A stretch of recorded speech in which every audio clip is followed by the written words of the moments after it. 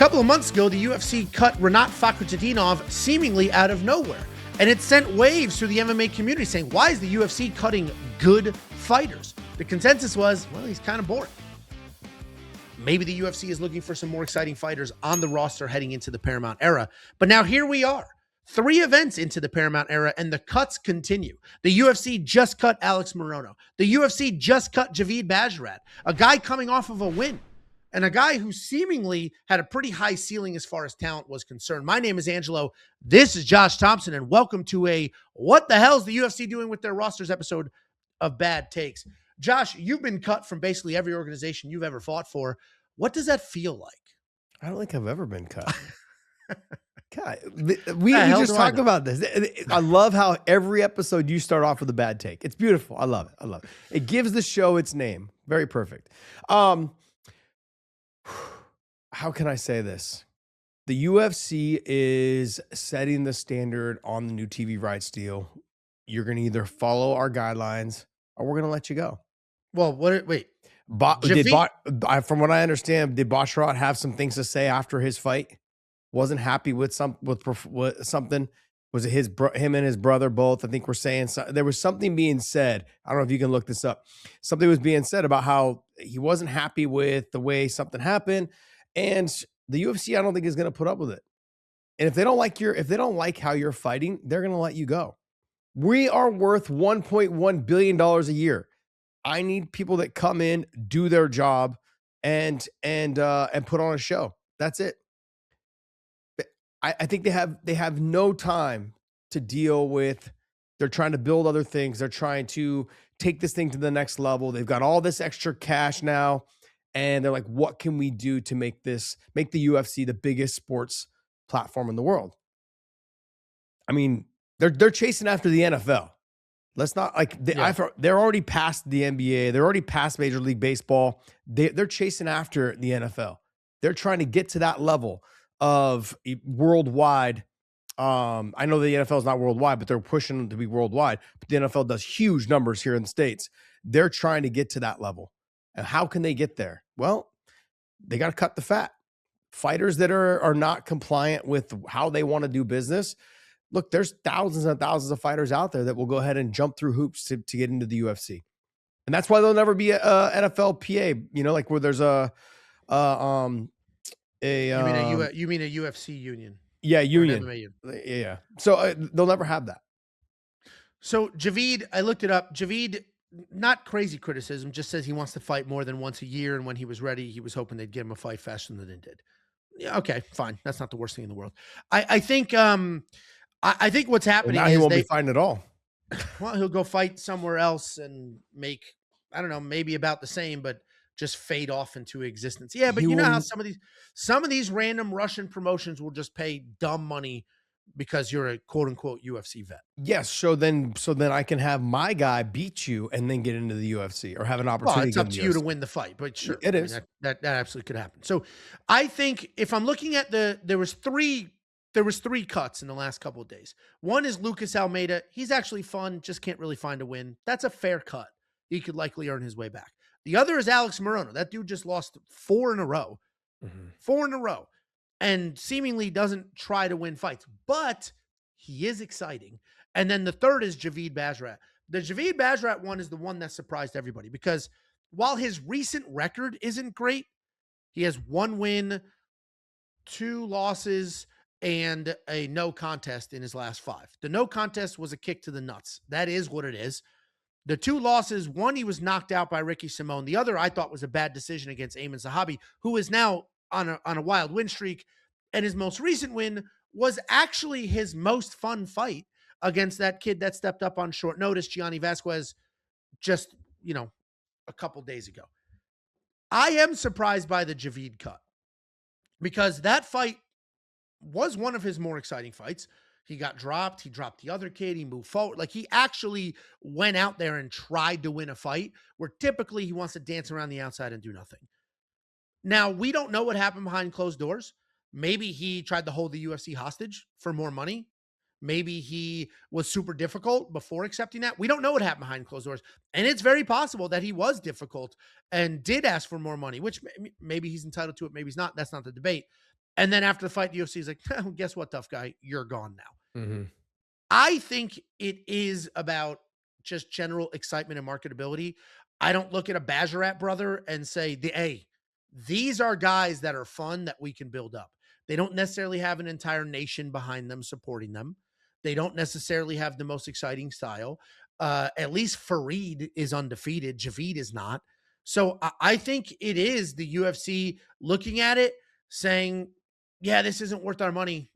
We just held the most watched fight night in the history of the UFC. 5 million people only on Paramount.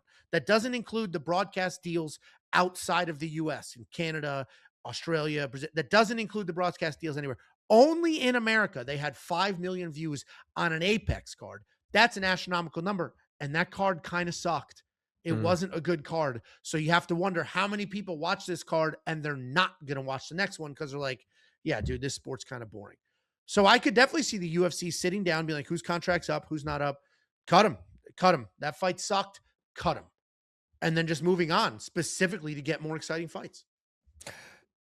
Yeah, I feel like it goes back into what I was saying earlier, that there's plentiful of fighters out there. Plentiful of fighters. There's tons of fighters out there that are willing to jump through hoops.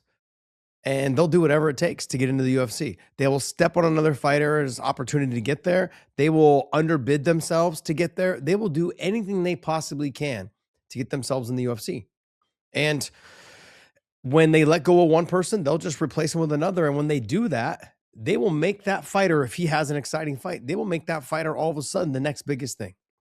What people have to understand is that the UFC is great at marketing anybody that they feel is going to be an exciting fighter. I can sell you.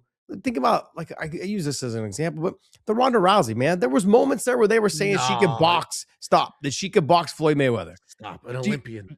Do you remember that though? That she could box. That was her. That wasn't the could... UFC saying it. That was her and her delusional coach.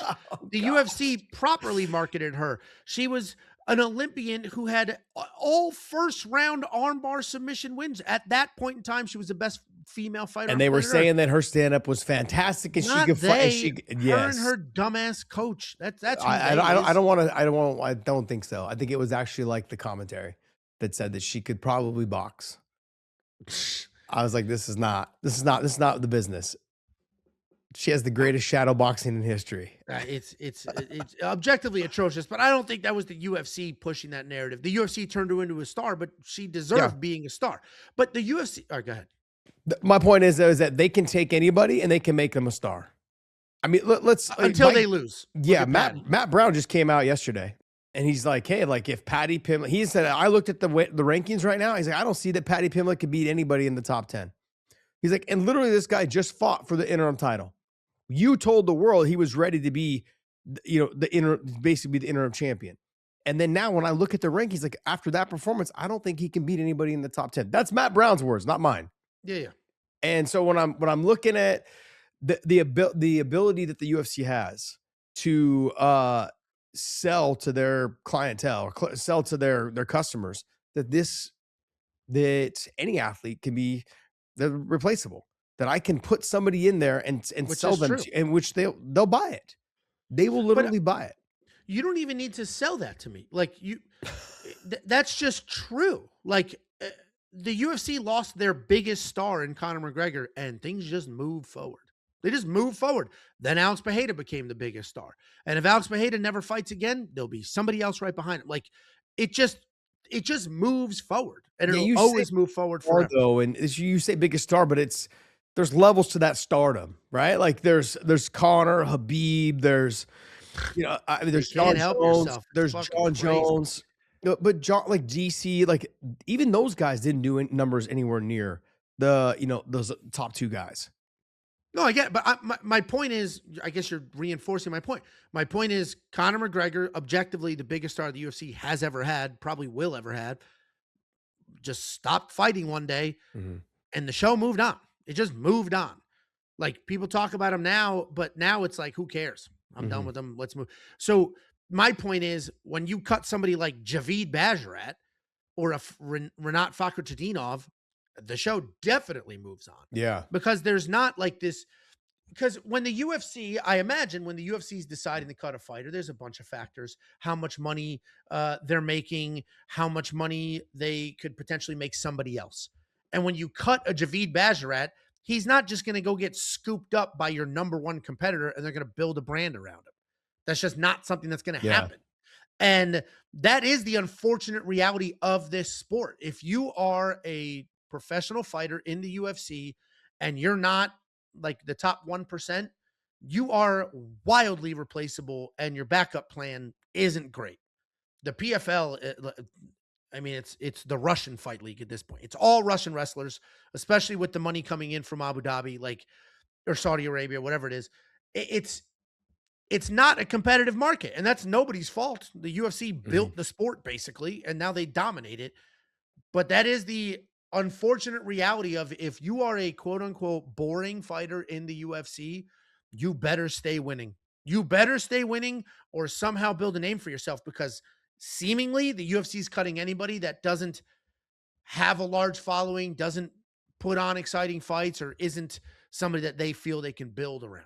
But what do you mean by you gotta keep winning? Boschrod just won, and he still Uh, cut him. he's won Fakhrudi one f yeah, but one in his last Fakhrdinov 5. Fakhrdinov won all of his fights. I think he had one, like, no contest, I think. No, he had, I don't think he had a loss. In the UFC, I don't think he had a loss. I think he was, like, 6-0 or 5-0. 5-0-1 or uh, something. yeah, he had that bullshit decision against Carlos Leal for sure. But the Renat one, so Renat was definitely an interesting one because he was boring for the most part, but he came out after and said, I chose to leave, which, who knows if that's true or not, because he didn't immediately announce where he was going after that. But I guess the reason I said stay winning, which, yeah, is Mhm. not a foolproof plan, especially the longer you're in the UFC, the more money you make. That's just how that's going to work. Yeah. Well, I It, got it's respect for Fakhrdinov. If he did leave on his own, accord, I respect that because he probably was able to talk to other promotions, be like, "Hey, can you pay me a little bit more money? I'll fight over here." He also how old was he? I don't know. I already Yeah, closed somewhere that in that tab. age. I would imagine. I think he's probably like 36, somewhere in there. Oh Like, God, no, you don't think so? Younger? no. Yeah, he is 34. Okay, 34. I I think it's way younger, way younger. Woo! 2 years, big time. I think it really comes down to he saw the writing on the wall. They're never gonna build me up. They're never gonna give me an opportunity to be a champion.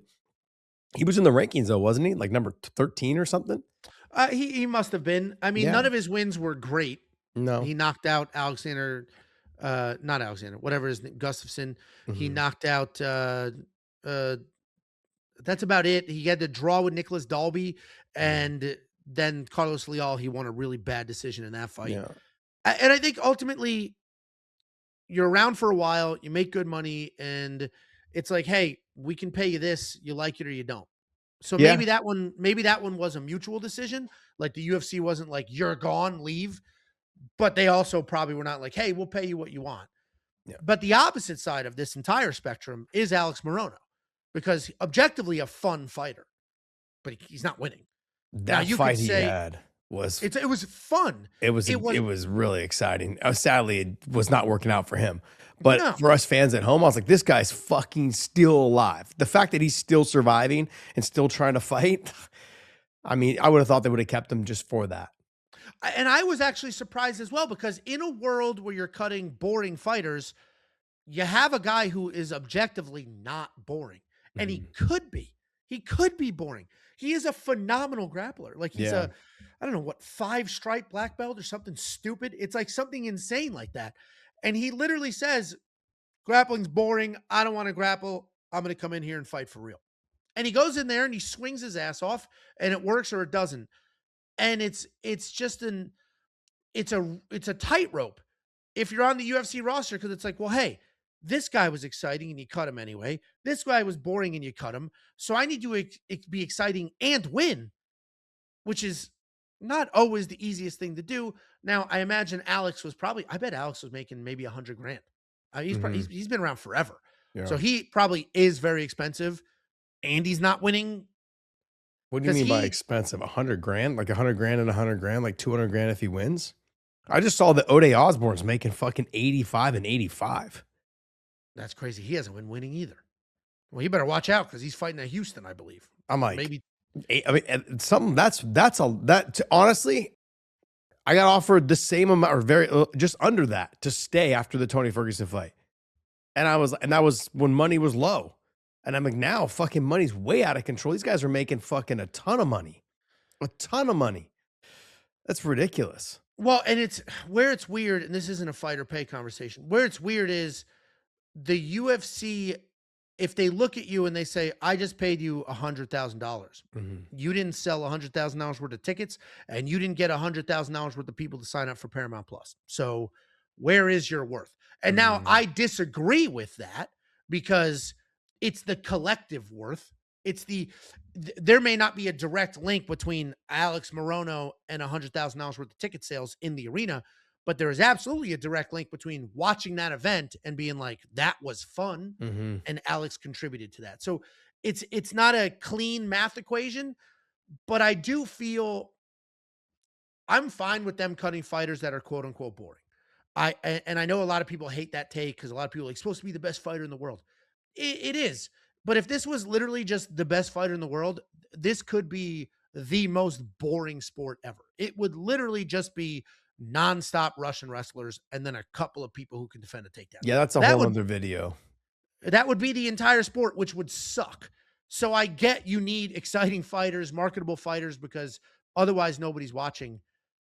I think they should have kept Morono. I don't agree with that cut. Give him I one don't more.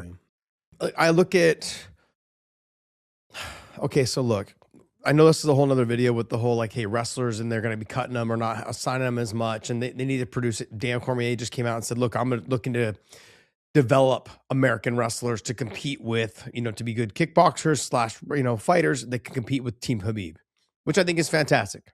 Okay.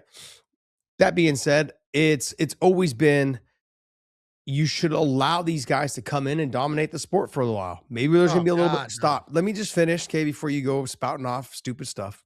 Okay. It went through a phase where jiu-jitsu was the beginning of the sport. Jiu-jitsu was not super exciting, but it was new to everyone. They're like, oh my God, this small guy beat the big guy. Then wrestlers figured out how to stop that and started smashing the jiu-jitsu guys. And then the wrestlers started struggling, or the kickboxers started learning how to defend takedowns. And then they started knocking out the wrestlers. So everything goes full circle. You start developing these guys or start letting these guys come in and dominate the sport for, I'd say, a year and a half. I know it's going to be a little bit of lull in like viewership. And right now, it's not the time to do it with the CBS and Paramount deal. But that being said, it will correct itself. Fighters will spend a lot more time defending takedowns and making this more of an exciting fight. When they can start stuffing the Russian style wrestling, Team Habib and Georgian wrestlers and they start ending up, you're going to end up with guys like Ilia Topuria, guys that are hard to take down, guys that have heavy hands, and guys that know how to fight. Like that's what you're going to end up with. You're going to end up with a lot higher level of fighting instead of just excluding those fighters from the promotion and saying that we have the best versus the best. Don't exclude them. Let the sport correct itself. Let these guys figure out how to defend that. I understand the overall point. That's a Joe Rogan thing as well. Like, don't stand fighters up. Don't stand them up. I'm against that. But this is entertainment, and people Yeah. will stop. Dude, the PFL is basically self-sabotaging. And I get it. There's a lot of outside money, and they're bringing in fighters from those parts of the world. But I'm looking at the PFL card. Let's go ahead and spend a ton of money on Makasharip Sanyakunov in his unanimous decision. Renat Kakovalov in his unanimous decision. Then we had Abdul Abergarimov in his split decision. Ramazan Kurgamamegedov in his unanimous decision. Like, these are not marketable fighters. And not to get super into the weeds with revenue and marketing and stuff like that. The UFC obviously has a DraftKings deal. They have a Polymarket deal. The UFC it makes money off of gambling from sponsors. If you bring in a bunch of Muslim wrestler fighters who don't gamble, because Muslims don't gamble, they don't drink, and then that's the fan base, that is not benefiting your sponsors, your sponsorship agreements. Like, that's not That's betting my bet. That's benefiting my betting line because I know who to bet on. The dude that can wrestle, the dude that's gonna win, and I can always pick him to win by decision. So I've already got it figured out. When half of your fan base doesn't drink the alcohol you're selling or use the platforms you're promoting. That's worldwide. Drinking is down. I want to say almost 42% or some shit like that. It's something ridiculous where the younger generations just aren't drinking alcohol. They're doing the weed. I don't know if they're even doing that, to be honest. No, 100%. I don't think so. In most states now.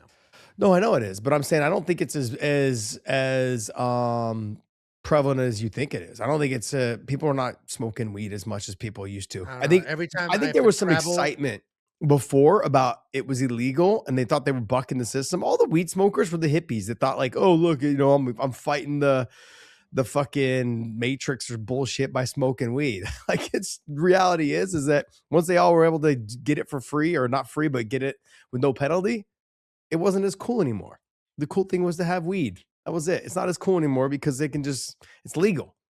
Alcohol. I think kids are looking at alcohol going like, I don't like it, and it's not as cool. Well, I love it. And I'm doing my fair share to keep that business afloat. I know you are. I guess you love weed. Is that what you just said? Weed? No, I don't. I don't smoke at all. Yeah, I haven't. Yeah, no. I try, like everybody else, of course, but then I get paranoid as fuck. I can't turn my brain off as is. So anyway, the brain and the mouth just go hand in hand. Just nonstop, both of them. I don't agree with lean into the boring wrestlers. I get your point about let it correct itself. And the UFC has gone in waves. It's like you said, it started with the grapplers. Then it turned into the strikers. Like the Chuck Liddell era was people who could defend, they had collegiate wrestling, but only used it to stay standing. And and it's gone in and out of different phases. I do not want it as a lifelong wrestler who loves wrestling. And I love what RAF is doing for wrestling. I don't want a wrestling takeover in the UFC. It will make the sport boring. And it can't be a boring sport because once it's it is so much harder to claw back fans that you lost because they tuned into a bunch of events that sucked than it is to get new fans. And I think if you have super high level wrestlers that can become world champion, then don't exclude them from the UFC, but just bringing in all these random 6-0, 7-0, 9-0 regional wrestlers that have no marketability whatsoever. I don't think that's I'm not saying to do that, but I'm saying that, you have fighters that are on your roster already that you had seen something in to bring them on the roster. And then like Fakhr Dadinov, whatever, he's fucking like 5-0-1 or whatever in your promotion. And then you guys let him go. I mean, it's hard for me to say, it's hard for us to believe Dana White in front of Congress going, are the best fights the best? That's not reality. When he was promoting boxing. Yeah. Like the best is going to fight the best. No, but that's obviously not true. And so where do we lie? Like, do we want to see the best athletes fight the best athletes? I do. I want to see the best fighters fight each other. And like I said, we're going to end up with more guys like Ilia Topuria once they learn how to wrestle and stuff takedowns, and they can just let their hands fly freely. Now, Ilia Topuria is a rare breed, shorter in stature, got fucking heavy hands. And he's a Georgian wrestler. Please stop. He's not? He's Georgian, but he didn't grow up in Georgia. Half his life in Georgia? Half is what, like 6 years? I think he left when he was 6. That's not half his life, 7. All right, here we go. Google AI.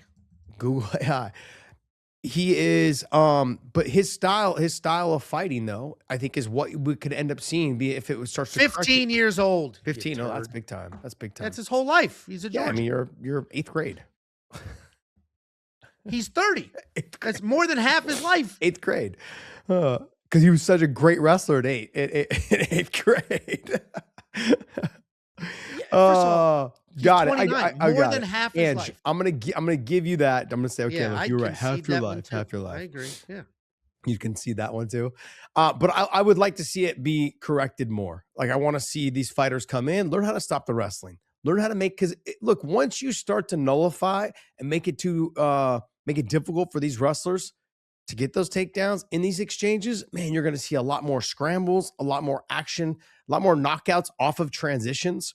A lot more catching submissions off of transitions. You're going to see more of an action-packed fight when you start shutting down something that somebody's able to do really well. Now they've got to fight for their lives and things that they weren't prepared for, and One of the things that always I felt like made Fedor the best heavyweight ever, the greatest heavyweight ever, was that he could he could hit submissions from his back. He can hit Well, submissions from the Sambo is feet. more exciting than Dagestani wrestling. They're basically one and the same, dude. Russian Dagestani and No. Sambo are basically the same. Most of the best Dagestan like Sambo guys come from Dagestan. What are you talking about? No, combat. Fedor Combat was Sambo a is combat Sambo champion versus a straight wrestler. Islam Makhachev is a 5-time Sambo world champion. You're What are you going with talking? Islam. I'm going with bring up Tagir. Habib's dad. Let's compare. Let's compare Tagir Habib's Ulanbekov. dad's got like 119 wins and 2 losses. Okay, let's compare Tagir Ulanbekov. Uh, Boring wrestler. Boring wrestler. So my thing with Tagir Ulanbekov is that he's cutting way too much weight, and he has to become a boring wrestler because of that. I think if he goes up a weight class, I think he has a lot more success. A lot more success. Potentially. I mean, listen, I understand your point. It will correct itself. I completely. You just don't want to be patient enough to wait for that. It's a 10-year process. I don't think it's a 10-year process. It has to be. No, man. It was literally like 2 years. Okay, look, Hoist Gracie, by UFC 3, he was not as relevant anymore. That was literally like a fucking year. Wrestlers learned. No, they get but nothing. No, it's true. Then it went from that. No. Frank Shamrock had no fucking wrestling and beat the snot out of Tito Ortiz within like a year. Like, that's my point. It will correct itself probably within this year. I would say maybe a year and a half, but a year's time frame. I think it would correct itself. These guys, if you start bringing them in, knowing this is the guy I got to fight, and I'm not saying bring in and sign new wrestlers that are boring. I'm saying, look, find the guys that are more like, and I use Usman or Magomedov. I use him because he's got more of a Taekwondo style stand up and he can wrestle. Wrestling was not his first love, I guess, whatever it is. Like that wasn't his first ability of what he was doing. Like he was more of a Taekwondo style stand-up guy. And same thing with his brother Umar. You look at them on how different they are in comparison to Habib and to Islam. They have a different style of stand-up. They have a different style of fighting. That's just really what it was. You can't compare the birth of the sport and how quickly that evolved versus how it evolved now. You can't compare those two things. That's crazy. Like to say, the jiu-jitsu wasn't as relevant by the third event. You're making excuses, dude. You're making excuses. What's the excuse? I don't want the sport flooded with a bunch of boring control time wrestlers. That's not an excuse. That's a valid opinion. I think that's bad for the sport. I agree with you when you say over time, people will learn that style and defend it and stuff like that. But people are actively working on that now. We don't need to flood the UFC to get people. You missed the whole point. I'm not flooding them. I'm not bringing in more. Well, if there is somebody out there that you want to bring in that's got heavy knockout power and can wrestle and can grind, then you sign them, you bring them in. But I'm saying about the ones that are already in there. Make those fighters have to learn how to fight those guys. Look, if you have, like you said, Fakhretdinov is 5-0-1 or whatever. Mosvar, let's back up. Mosvar Evloev is a better example. Exactly. Yeah, let's use Mosvar. Yeah. Him, and then who's the other one? Mokaev. Like, what are we doing? Well, this guy's Mokaev got cut because he was a prick. Yeah, I get that. But now he's going to be possibly coming back to do BJJ, right? Because the division is. He's going to UFC BJJ. UFC, they offered him against Mikey Musumeci. They offered him a title shot. I think that was like a olive branch. Like, hey, you do this. Yeah. You know, if you have a good showing, we're going to go ahead and bring you back in. They're saying like, hey, how will you be to deal with? But Evloev. He's the guy, like he's 100% the guy. Like, learn how to deal with this guy. He's obviously the best in the weight class, or the number 1, number 2 contender. Well, he's fighting for that spot, but yeah, he is fighting for that. I think he's number 1 though. I think he's ranked number 1, ranking wise, I believe. Yeah. So we shouldn't be cutting him or not giving him. These guys have to learn how to beat that guy. So in that example, I agree with the Mosvar piece because he does just keep winning, and if we rewind all the way back to the beginning. I said, just keep winning. And you said, well, they cut Renat and he winning, which was a true statement, but Renat had a draw and, a bad decision in the mix where Mosvar he's boring. He's not very marketable, but he just keeps winning. The dude just keeps winning. So at a certain point, it's undeniable. It's what happened with Bilal. And then Bilal actually leaned into that persona. Bilal built an entire persona around being a boring wrestler, and now fans like him. So it's an interesting dynamic. I think it all comes down to, can I market you, and what is your ceiling? Mosvar's ceiling is very high. The guy may end up being a world champion. A Renat, it was clear, was not going to be a world champion. Okay. So now I have a guy in the division that can beat up a lot of people, but he'll never be a champion, and he's hard to market. That's kind of a problem. Like that's a problem to have in the division. So I think that's the lens. I think when they look at the broader division and, all right, this guy's not cheap, not very fun. He can beat up most people, and he'll never be a world champion, and I can't market him. Like, what am I doing with this guy? And that may be Javid. That might literally be what happened with Javid when they cut him. Like, he's going to beat a lot of people. He'll never be a world champion. So what the hell do I do?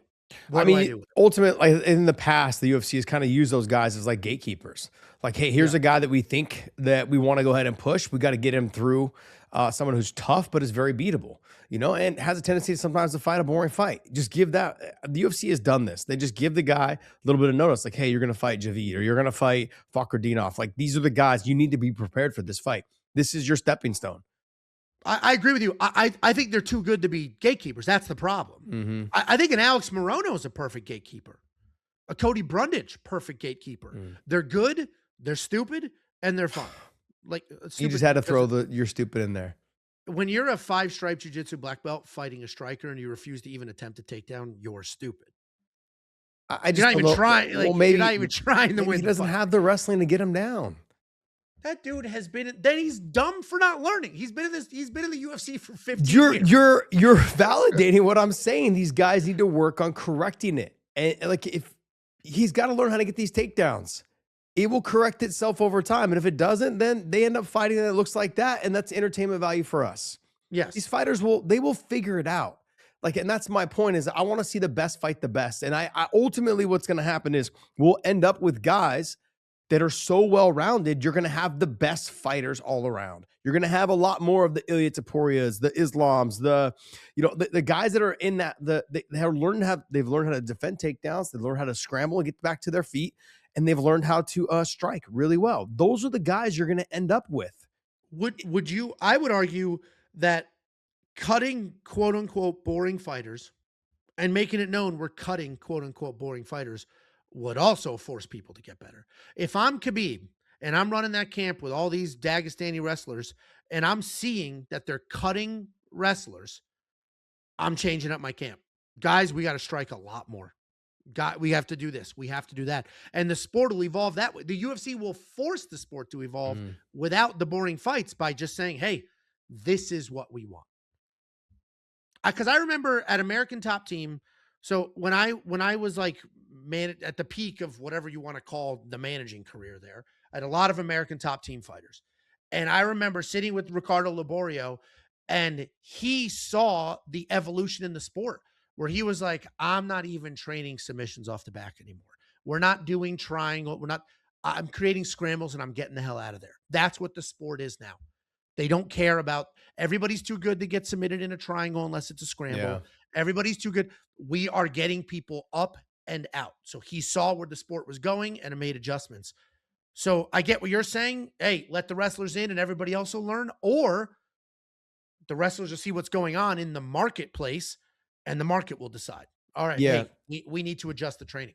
So a couple of things. I saw some random stat of probably like, I don't know, 4 months ago or something about triangles, how many had been finished. I think it was like 2.